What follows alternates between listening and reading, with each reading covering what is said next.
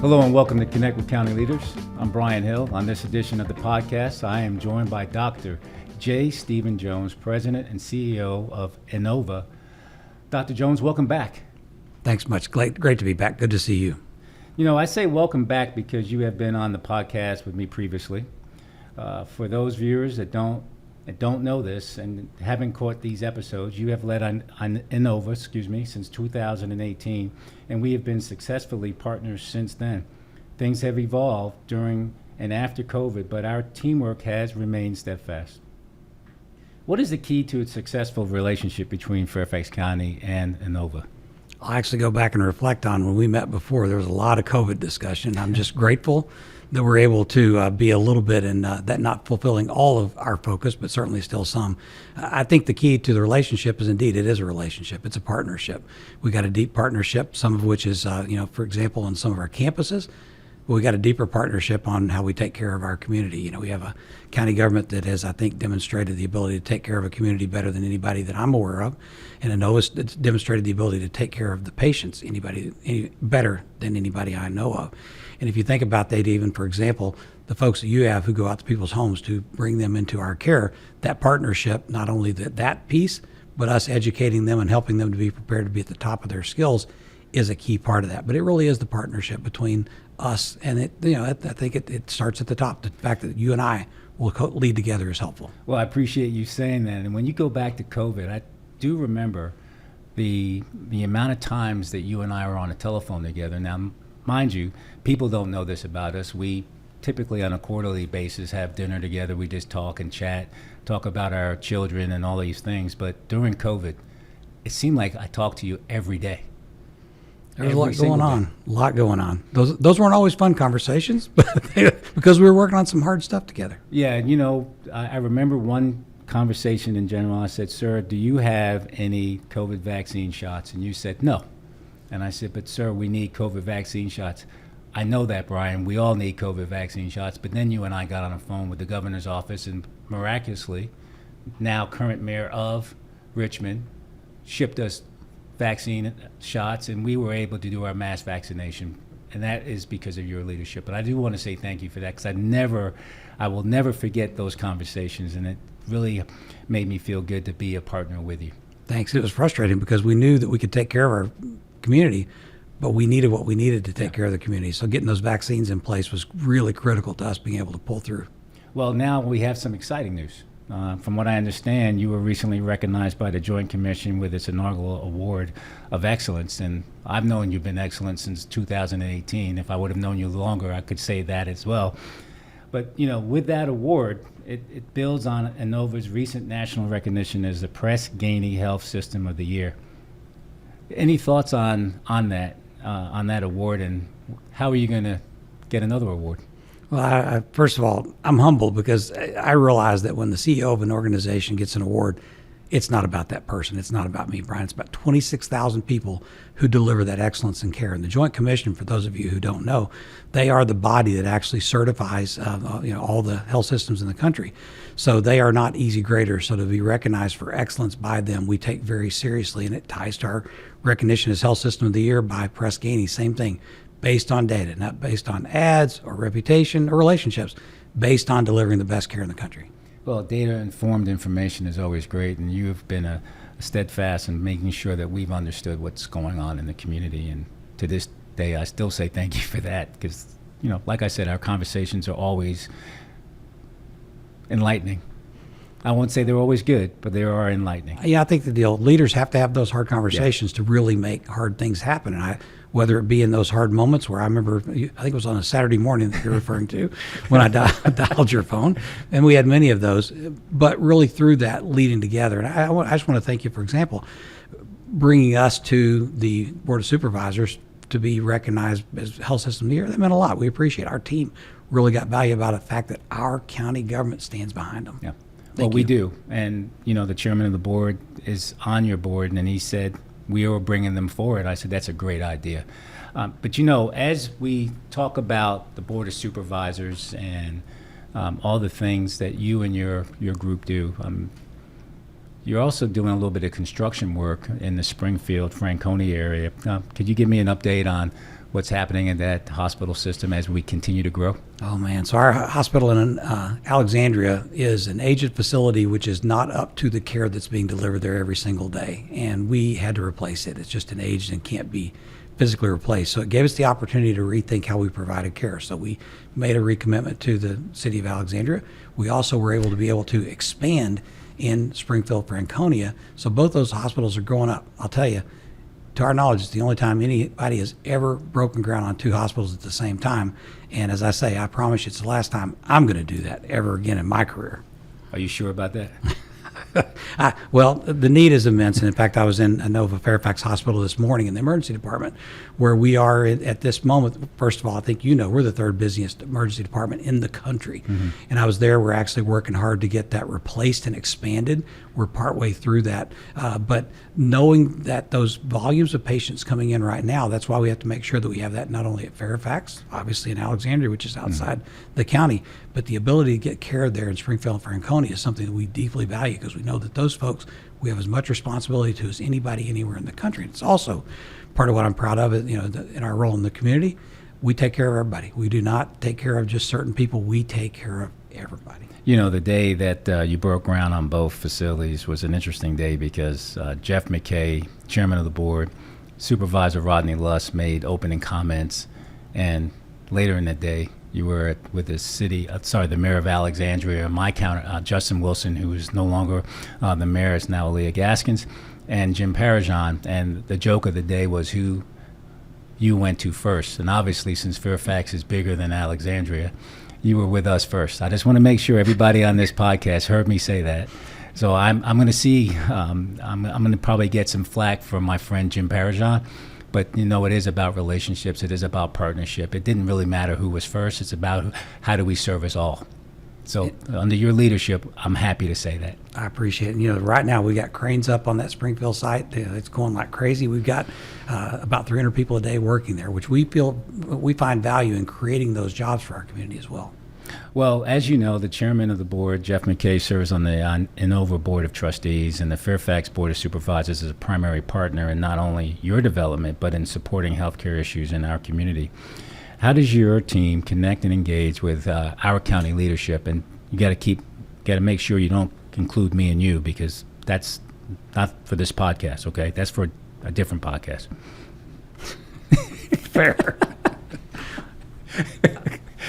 I think it's really important to recognize that partnership if you think about it. So, for example, we have, and by the way, Chairman McKay came to our event a few months ago where we had squads from all across the region, including, I think, hopefully all the Fairfax County folks that provide that emergency care, came in and we did modeling to help them be most prepared in those moments of crisis. So whether it be massive blood transfusion or any of the other pieces that in the field mean the difference between whether you make it to the hospital or not, to know that we have those folks who do provide the emergency care most prepared, so that once they hit our doors, we know that we can indeed perform the miracles. But if we don't get that chance to perform the miracles, that's a partnership that really matters. And making sure that those folks really are able to stay at the top of their game, whether it be something straightforward or when those most tragic things happen, which we know they do in our field.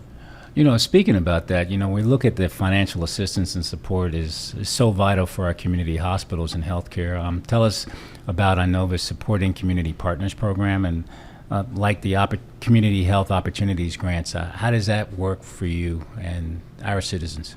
That's to make a couple of comments. One is that on the financial assistance, we actually have, to our knowledge, the most generous financial assistance in the country. At 400% of federal poverty level, we actually take, of course, if you have insurance or Medicaid, we want to be compensated for our care.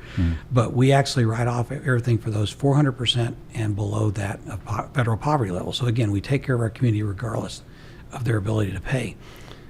We actually do two other things that relate to the second part of your question. One is in social drivers of health, and people sometimes talk about social determinants of health, and I actually don't like that term. It's the more common term. But if things are determined, then we probably shouldn't spend time trying to change it. These things aren't determined, so making sure that for whoever you are, we give you the best chance of health outcome. The second is that we actually are very intentional and focused at Inova. And although many organizations try to do everything for everybody, We made clear we'll provide care for everybody. Have no doubt anybody in this community should have doubt about that. But there are organizations, both government and private, that actually do really meaningful work in our community for a number of the pieces that's not Innova's expertise. So we actually fund $1 million a year to those organizations, not just willy-nilly, okay? We're not buying T-shirts for softball teams. We're contributing money to others who are going to make an impact in the organization greater than we would have with that same amount of money. We're glad to do that because it makes our community better, and it makes our community partners be able to do the things that we know they can do better. So when you look at the Northern Virginia Health Workforce Collaborative, you know, if you wanted to provide some insight for the folks listening, what would you want to say about that? It's important that we want to be the convener. We're not the educator, but we can bring together folks so that they can prepare people for healthcare careers, whether they be, seniors in high school or college students, but also those younger children especially. So we have so many, let me take a step back. So many people know what a doctor is, you know what a nurse is, but when you're in 10th grade, you don't know what a respiratory therapist is or someone who works in the pharmacy. By the way, on the morning that we're recording this, I was able to go over and thank a woman who was celebrating her 55th year working in our pharmacy at Inova. So that's, we talk about workforce, keeping that continuity of care. People make better teams, and we provide that better care. But we want to be the convener so that regardless of all those roles, not just doctors and nurses, that we have children in our community have the opportunity to do what we believe is deeply meaningful work in healthcare. Well, I just want to say thank you for that statement, and thank you for all you do on that topic, because we're working hand in foot with you on our workforce development programs that we're going forward, and I believe we're going to be seeking your help to again, respiratory therapy. Nobody knows what that is. They know what a doctor is, but we are looking at folks in our community who may have had that type of job elsewhere to get them certified here. So again, we're working with you to do that with many of the individuals here in Fairfax County, and I thank you for that. You're very welcome. It goes back to partnership, Brian. We need those folks who have those skills. And we don't have people in our community who have those skills. We need to work together with the right folks, whether it be the public schools or the universities around, to make sure that we've got that workforce. Because if we're honest with ourselves, about the only segment in society in which there's really significant job growth is in healthcare. And it's that our community needs that job growth because our community needs that care. Now, as you know, I'm a kind of a tech nerd, geek, whatever you want to call it. We're doing a lot of things that are innovative here in Fairfax County as it relates to AI. And, Inova was the first in the nation to achieve the Joint Commission's responsible use of health data certification. What is that, and what does it mean for the residents of Fairfax County? Because, in my view, you guys are very special, and you're very special to the folks and our residents here in Fairfax. But that cutting edge is where we are heading, because technology is an augmentation of what we do, and we have to be good at it. So what is it that you're doing with Inova to allow our residents to continue moving forward? Well, first, I'm real proud of the fact that we are the first certified for the responsible use of health data, because we're in the trust business. Very few people in this community don't ultimately have some of your confidential information in our records. So we take that very seriously. We would take it seriously anywhere in the nation's capital region. We know that indeed there are bad actors who want access to our data. So we take very seriously that if you trust us to your care, you need to know that we're going to do everything we can to uphold your privacy and your confidentiality. So being the first certified for that, we're very proud of. On the technology, and I smiled when you talked about technology and the people piece, I think is how you phrase it. Because indeed, our care at Inova is a combination of technology to take away the things that human beings shouldn't be doing or perhaps find deeply rewarding. Because I want us to focus on what matters most to our patients, focus on you as a human being and what you need for your care. And the technology, that combination, we believe allows us to do that better. And I'll give you an example. We actually are doctors. Everybody knows that we don't like doctors who are looking at computers instead of at patients. Yeah. We put technology in at this point where several hundred of our doctors now, we're rolling out across the system everywhere possible, can look you in the eye and have a conversation with you, and our technology will create the documentation that's required for the continuity of your care. It'll create that. The doctor can look at it. If they agree, they simply sign it, as opposed to go in and spend a lot of time typing instead of caring for you as an individual. Wow. You guys are getting into a lot of good stuff, and like Fairfax County, we're getting into these different spaces. We're developing our own AI platform, the Coalition to Advance the County Role as a leader in that space. We appreciate Inova being part of the discussion through our Council of Economic Opportunity Group, and I really thank you for sending you sometimes and or your folks into that group, because it is a space where we have leaders talking and collaborating and moving forward, and we do talk about relationship building. How do you see AI affecting not just healthcare, but this community? At the end of the day, it's going to be transformational. I don't think we should have any doubt about that. And, remember 10 and 15 years ago, people talked about AI as kind of like magic. And we knew that at some point the technology would get there and all likelihood change things. We are there. We're not close to it. We are there. I've mentioned some things we're doing in healthcare. We've got AI in multiple aspects of our care, from how we do our operations. I mentioned how we provide more compassionate care. AI is part of our business at this point in the healthcare space. As far as in community, let's face it. I actually this morning used part of my navigation system on my vehicle to get over here to the office. That's AI, that's AI. So it's not that it's magic. It's actually technology that's powered by data to help you do meaningful things. And what we don't do at Inova is get hung up on the shiny things. We want to do the things that will actually make a difference in either your lives, our patients, or in our team members' lives, so they can take better care of our patients. Keyword, human being, right? Keyword. All right, I get it.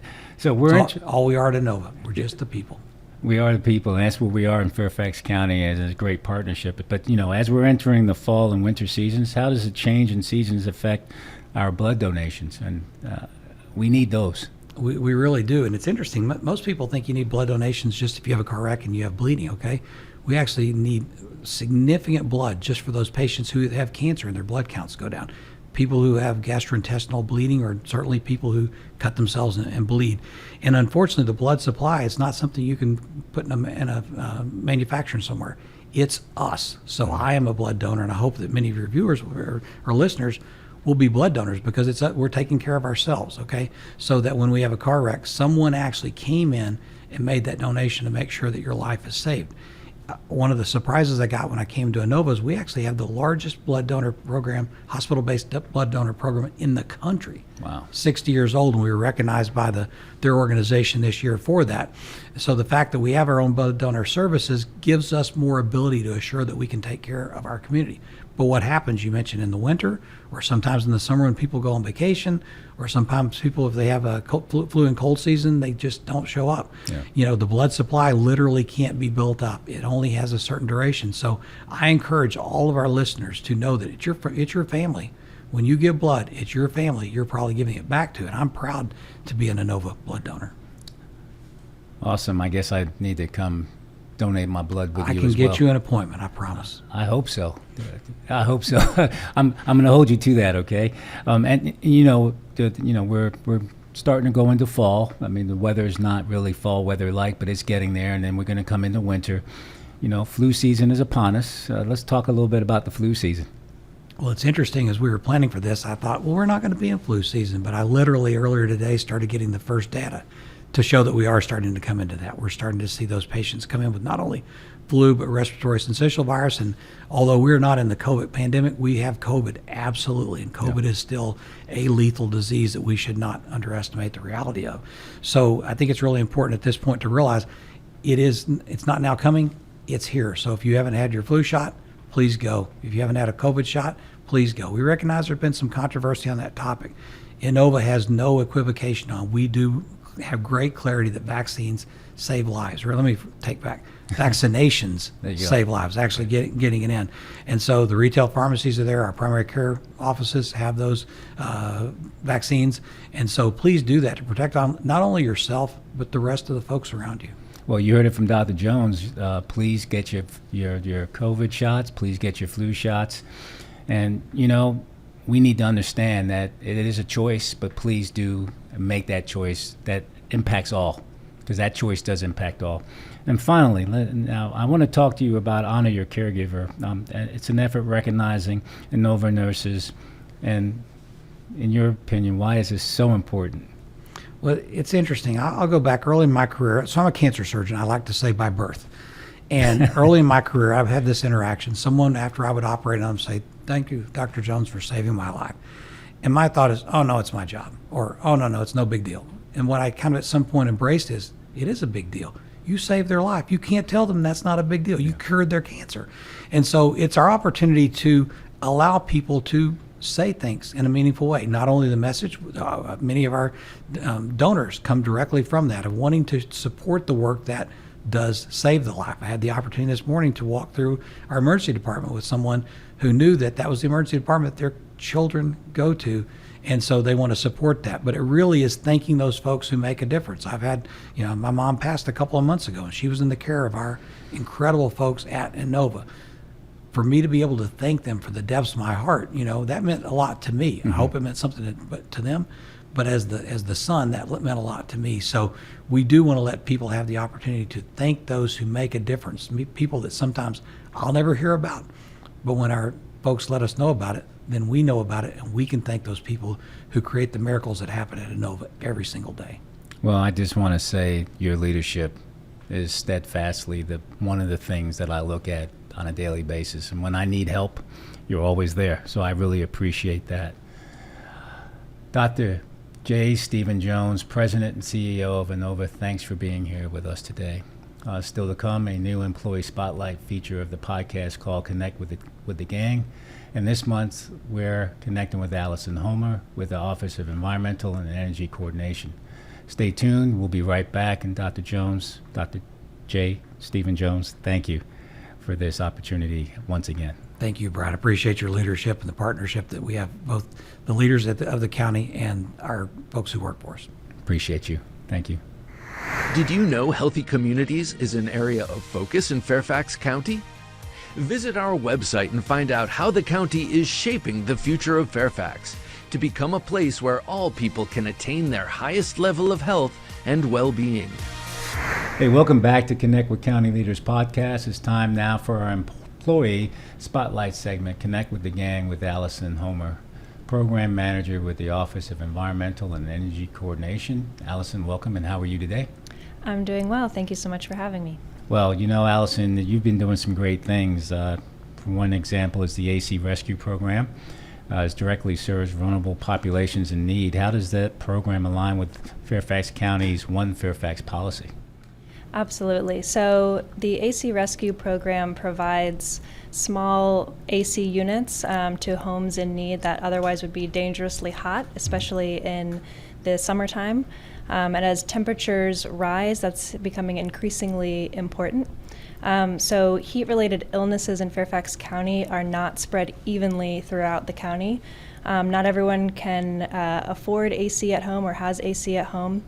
And those burdens are not evenly shared. So, for example, non-U.S. citizens are 20 times more likely to die from heat-related illnesses.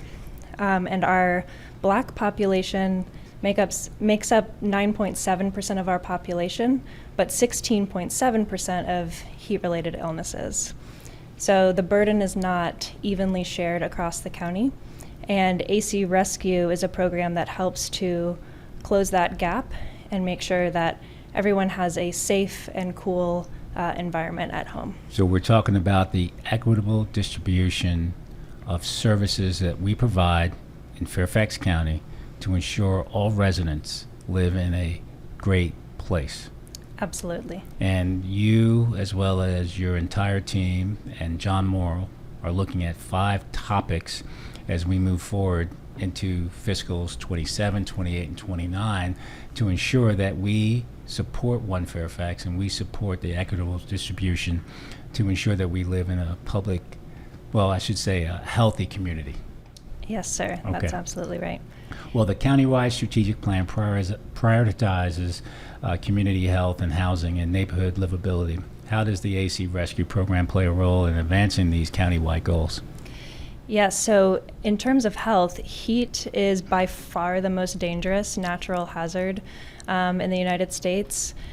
Heat causes more casualties than hurricanes, flooding, wind storms, winter storms, tornadoes combined. So it's just off the charts in terms of casualties. But it's known as the silent killer because it's not as visible as a flood or a tornado. So it often goes unseen, underreported. And those heat-related illnesses are increasing as our temperatures increase, and especially as our hot nights increase. So for example, in 1962, we only had 3 nights the whole year that stayed above 70 degrees Fahrenheit. Last year, we had 43 hot nights, so it went from 3 to 43. So as temperatures increase, and then we have the urban heat island effect on top of that, where our urbanized areas of the county are physically much hotter than the areas that have ample green space and forested area. It's increasingly important to make sure that people have access to air conditioning and a safe, cool environment at home. Excellent, excellent. And, as we are working for Fairfax County, our board has been incredibly generous and consistent with support for initiatives that protect public health and promote equity. How has the board helped enable the successes of this program? We are very grateful that the board has been supportive of AC Rescue and Resilient Fairfax more broadly. AC Rescue is one strategy in the Resilient Fairfax plan and program. Specifically, Supervisor Lusk joined us on site at Harmony Place during the pilot last year when we installed 29 homes at the Harmony Place Mobile Home Park. And Supervisors Palchik and Stork have also been supportive, along with all members of the board have been very supportive of AC Rescue and the work that we're trying to do. Yeah, we've actually have a director of mobile home manufactured housing that is also supporting those areas, because we do have a high concentration of manufactured housing in the county. And with you and the Board of Supervisors, we're looking at ensuring that they live in a safe and healthy place. So I want to say thanks again for that. Can you share a story or example of how the rescue program has made a tangible difference in the lives of residents, especially those facing the financial or health-related challenges? Absolutely. We've had the privilege of meeting dozens of wonderful families through the AC Rescue program, and all of their stories and faces stick with me. So there was one family that there was a 3-year-old, and the home was so hot when I visited on a 100-degree day that when we went inside, it was even hotter inside than the 100-degree day outside. There was a family with 2 toddlers who, same thing, their home was so hot inside that they were sitting outside on an extreme heat day. There was a pregnant mother with 2 elementary school children who had gone multiple years without AC. I can't imagine being pregnant in August during extreme heat, having no AC at home. All of those families, despite the clear dire need before AC Rescue, were ineligible for cooling help. So those are just 3 examples of families that we've helped through the AC Rescue program. They now have a home that is at a safe temperature, so they can sleep well, they can not have to worry about heat-related illnesses, the kids can focus better on their homework. It's just a much better situation. It's such a wide thing, so many things happen when you're comfortable. Absolutely. You can do so many other things and be even more productive, so it's a key. When you look at AC Rescue, and what are the long-term goals and strategies that you're moving forward with? We are continuously working to scale up AC Rescue because we know the demand is very high. So we're always looking to serve more homes and then also serve more types of AC situations. So right now we've been predominantly focusing on small AC installations like window AC units and portable AC units. There's a very high demand for repairs of central AC. So someone might have a centralized HVAC system, but it hasn't worked in 10 years. So we're looking to shift some of our funding, if possible, more to the repair side so that we can serve more households in that situation. So I just want to make sure you know this. I'm going to bring you back in a couple months to talk about the winter, because as we transition from summer to winter, we have other issues and other opportunities in the winter. Yes. But I want to thank you for all you do for Fairfax County and all you do for the Board of Supervisors and all you do for everybody that touches what you do. Well, that's going to do it for this episode of the Connect with County Leaders podcast. My thanks to Allison Homer for joining me, as well as Dr. Stephen Jones, President and CEO of Inova. And thanks to you for joining us. I look forward to talking with you again next month on another episode of Connect with County Leaders podcast. Appreciate you. Thank you so much. All right. Thank you.